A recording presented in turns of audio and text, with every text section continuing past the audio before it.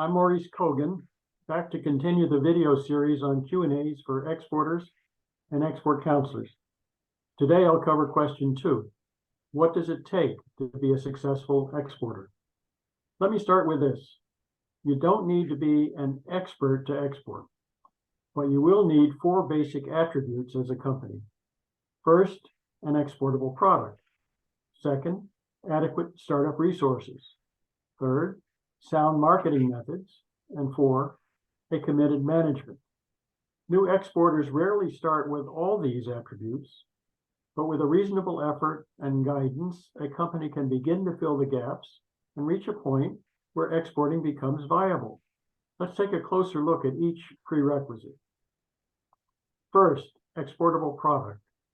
To have export potential, your product must be needed or wanted somewhere abroad and be able to match or exceed the appeal of competing products in meeting needs, in quality, in price, and service. You may be more export competitive than you think. For example, if your product is sold reasonably well in the domestic market, you've already proven you can compete, not only against other domestic products, but imported products as well. This is mostly the same competition you'll face in foreign markets. Second, adequate resources. Startup exporters will need to have or acquire experienced staff, as well as adequate funds for basic export development activities, such as for export training, website enhancements, market promotion, and international partner searches. As export orders come in, you'll need available inventory or the ability to produce or acquire more products as needed to fill the order.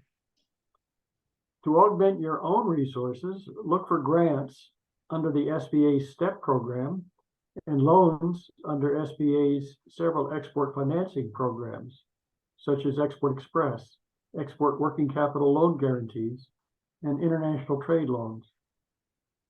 We'll cover these in a later session. Third, you need sound marketing methods. Sound methodology is as critical in exporting as in domestic marketing. If you've done well at home, you've already demonstrated solid domestic marketing skills that you'll need as an exporter. For example, that you base your decisions on market research and analysis, that you have a strong domestic sales and distribution network, and that you effectively promote your company and product domestically, and that you give priority to customer service.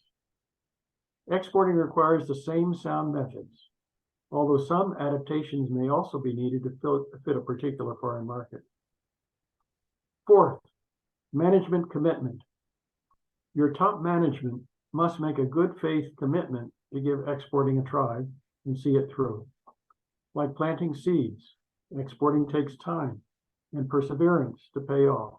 It's not a spigot to turn on, but then impatiently turn off if you're not seeing results as soon as expected. Give yourself at least 6 months to establish your in-country distribution network and for your marketing to attract interest, inquiries, and orders. Well, that's it for question 2. In a few days, I'll get to questions 3 and 4. How can I determine whether to export on my own or use an export intermediary? And if I want to use an intermediary, where can I find one? Thanks for listening.